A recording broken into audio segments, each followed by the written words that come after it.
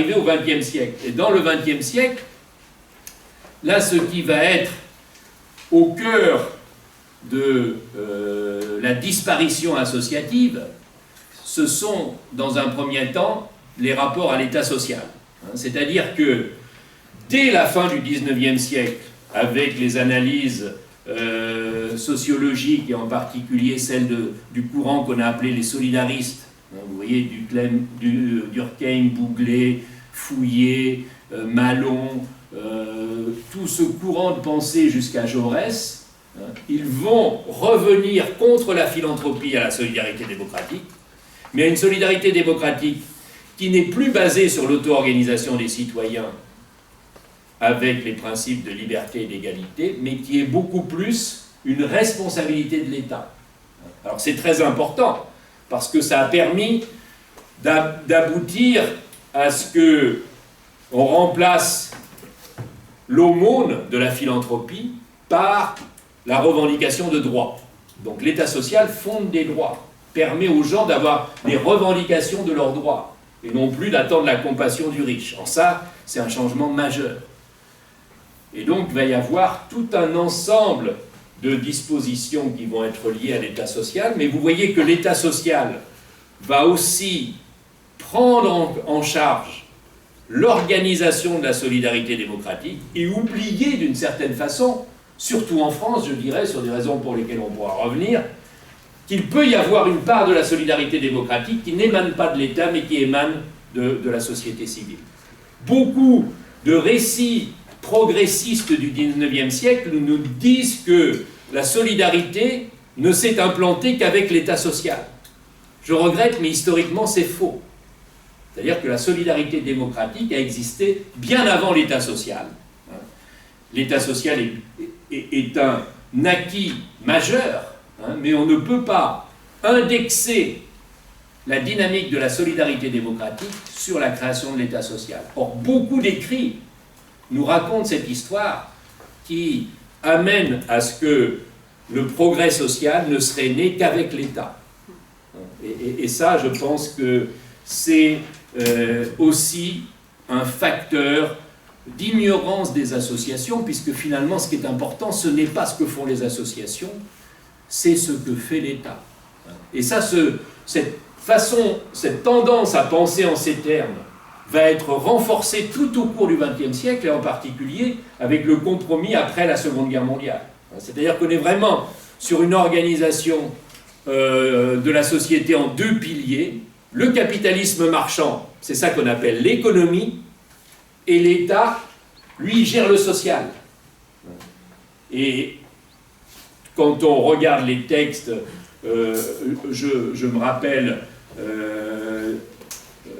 discutant avec Claude Alfandéry, qui avait été fortement impliqué dans la résistance, qui disait le problème que nous avons dans les textes du Conseil national de la résistance, c'est que nous n'avons pensé que l'État comme contrepoids au marché. Donc, après la Seconde Guerre mondiale, on veut sortir des dérèglements qui ont conduit aux horreurs, et donc on va renforcer l'État social en promouvant, c'est la déclaration de Philadelphie, qui est un peu le texte emblématique au niveau international et qui va gouverner les progrès de la protection sociale, de la sécurité sociale, et puis ça va être, dès les années 50 et encore plus dans les années 60, ce qui est de l'ordre de l'action, de l'aide sociale qui va venir à travers différentes politiques compléter la protection sociale obligatoire, ou dans lequel il y a une visée d'universalité. Et là, les associations vont se retrouver, pour beaucoup d'entre elles. Alors évidemment, il faudrait relativiser en fonction des activités, mais vont se retrouver beaucoup dans l'orbite de l'État social.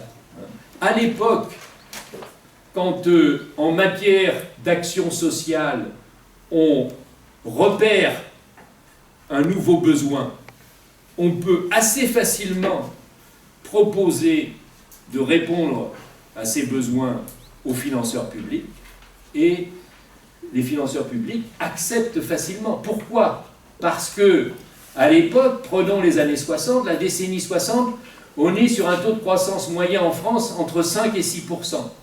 C'est-à-dire que dans cette période-là, on peut prélever sur la croissance marchande sans trop de problèmes pour alimenter les visées d'une sphère sociale réparatrice et correctrice. Et donc, c'est la période de professionnalisation de beaucoup d'activités associatives qui vont être reconnues à ce moment-là par l'État et qui vont être financées, qui vont aussi être réglementées par la même occasion. Mais, et c'est ça qui a beaucoup marqué le champ du travail social par exemple, c'est que dans cette période-là, la réponse aux demandes sociales est assez facilement faite par les pouvoirs publics. Et donc on va penser, parce qu'on est dans cette période d'expansion, parce qu'on est dans ces 30 glorieuses, on va penser que ça va toujours être comme ça. Et que finalement, il y a la croissance marchande d'un côté, puis on prélève sur celle-ci, avec ça on finance le social. Et donc on voit bien que c'est la redistribution organisée par l'État qui est le mécanisme central de financement des associations. Et donc les associations, pour un certain nombre d'entre elles, deviennent de plus en plus, parce qu'elles sont réglementées, parce qu'elles sont financées pas trop mal, parce que ces financements augmentent, parce que les professions en leur sein sont reconnues, elles deviennent peu ou prou des organisations qui parfois sont même para-administratives. Donc il y a une sorte d'étatisation des associations pendant toute cette période, puisque en fait c'était avec l'État que l'on discutait. Et là encore, ça a entraîné une organisation très verticale du monde associatif qui pensait très peu son rapport au territoire, puisque l'important c'était de s'organiser dans des grands réseaux nationaux pour pouvoir négocier à Paris les financements qui ensuite seraient disponibles sur l'ensemble des régions. Donc on a eu une forme d'organisation du monde associatif qui a été calquée aussi sur ce qui était l'exigence de la période. Et on voit bien que ça a à la fois renforcé le monde associatif, mais ce n'est pas sans poser de problème, puisque, en fait, ce dont on s'est rendu compte, c'est que cette période d'expansion qui avait créé une certaine complémentarité entre l'économique et le social, mais à partir de ce taux de croissance important, finalement, était mise à mal dans la période qui a suivi, à la fois pour des raisons strictement économiques, parce que la structure des activités productives, avec de plus en plus de services à productivité stagnante qui sont très importantes dans l'économie. Je rappelle juste en passant qu'aujourd'hui, l'économie française, comme les autres économies développées, c'est à plus de 70% des services qui sont dans quelques secteurs, l'éducation, la santé, l'action sociale, les services aux personnes et quelques autres secteurs comme l'hôtellerie, tourisme, restauration. Ça représente plus de 70% de l'emploi aujourd'hui en France, alors que l'industrie représente à peu près moins de 15%. Et c'est la situation générale. Donc ça veut dire qu'il y a un taux de croissance qui est structurellement plus bas, et nous ne reviendrons pas à la croissance antérieure. Et c'est ça qu'on n'arrive pas à enregistrer. C'est que, pour des raisons structurelles, de toute façon, ce retour de la croissance qu'on nous promet depuis maintenant 40 ans à peu près, ne se fera pas. Et c'est ça qui va commencer à émerger dans les années 60-70, c'est l'idée que finalement, la période d'expansion, même si elle a été synonyme de progrès social et de nouvelles fonctions remplies par les associations, cette période n'est pas éternelle et cache aussi un certain nombre de problèmes. Parce que, et ça va être aussi la première cristallisation du mouvement écologique et de cette réalité que l'on n'avait pas voulu voir auparavant, c'est-à-dire que la croissance marchande, elle est fondée sur une expansion sans fin du système économique qui n'est pas tenable dans un monde limité. Et ça, c'est la grande inconnue du capitalisme, c'est que le capitalisme en tant que système est un système qui ne peut fonctionner que sur l'expansion sans fin, et donc c'est un système qui est incapable de penser ses limites. Or, le défi que nous arrivons maintenant à identifier, c'est le défi de justement penser les limites. Et donc là, il y a tout d'un coup un certain nombre de problèmes qui se révèlent dans la société et qui commencent à être rendus publics, qui sont tous les problèmes posés par le productivisme inhérent à notre système économique.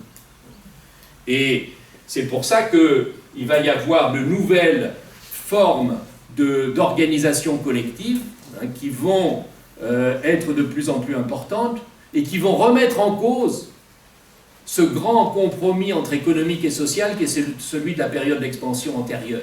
Donc à la fois, le taux de croissance est définitivement plus bas, à la fois la croissance n'est plus tenable eu égard à l'ensemble des conséquences qu'elle génère, et puis il y aura aussi un certain nombre de mouvements sociaux dans ceux qu'on a appelés les nouveaux mouvements sociaux dans la fin du XXe siècle.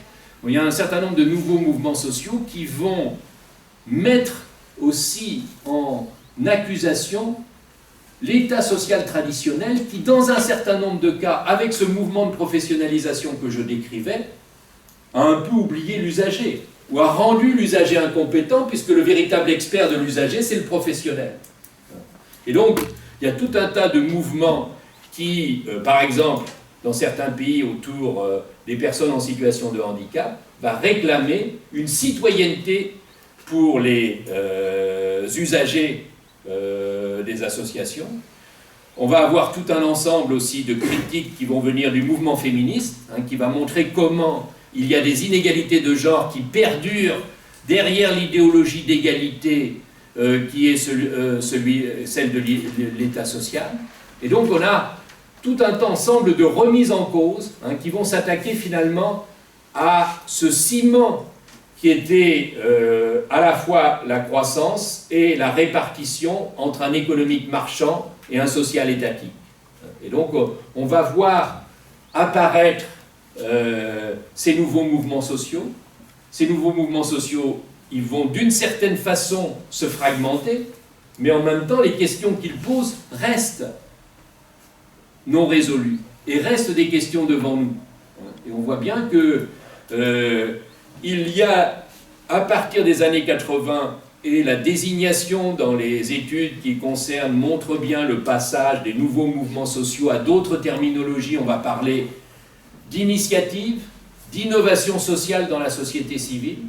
Et on voit bien que ce déplacement, c'est que des mouvements qui étaient purement revendicatifs sont des mouvements qui essayent de retrouver un certain élan pionnier qu'il y avait dans la création de l'associationnisme initial dont je parlais tout à l'heure, c'est-à-dire la volonté d'avoir des formes moins délégataires d'engagement, mais des formes plus axées sur des enjeux pratiques, sur des enjeux aussi qui sont avant tout des enjeux locaux plus que des enjeux nationaux. Et l'un des symptômes de cette évolution, c'est un peu le passage pour moi de ce qu'on a appelé l'antimondialisation à l'altermondialisme. C'est-à-dire que l'antimondialisation, c'était des mouvements protestataires qui protestaient contre le système dominant. Et à l'époque, au Forum social mondial, il était impossible d'organiser des débats sur l'économie sociale et solidaire, puisque ces mouvements protestataires, pour la plupart, disaient que l'économie sociale et solidaire nous détourne du vrai combat qui est celui de la lutte contre le système. Et donc il fallait éviter de s'engager dans des structures de ce type. À partir de 2001, à Porto Alegre, est introduit avec l'altermondialisation un certain nombre de débats qui vont prendre de plus en plus d'importance. C'est pour ça que je pense que l'exemple est parlant, qui vont être des débats sur justement des formes qui essaient de s'organiser à travers cette économie sociale et solidaire, et des formes qui, à la fois, essayent, et là je reprends le slogan qui était celui de l'altermondialisation, revendiquer et construire, c'est-à-dire critiquer, mais aussi proposer. Et je pense que c'est ça qui fait aussi l'originalité, dans une certaine mesure, du monde associatif, c'est qu'il a une capacité à penser ensemble la critique et l'ouverture des possibles. Alors qu'on est dans des sociétés dans lesquelles il y a des gens qui sont spécialisés dans la critique, ou d'autres qui sont spécialisés dans la pratique, mais qui ont perdu tout sens critique. Or, je pense que dans l'association, se mêlent, s'imbriquent avec des pondérations diverses suivant les situations, mais se mêlent les deux. Et ça, c'est une originalité importante du monde associatif.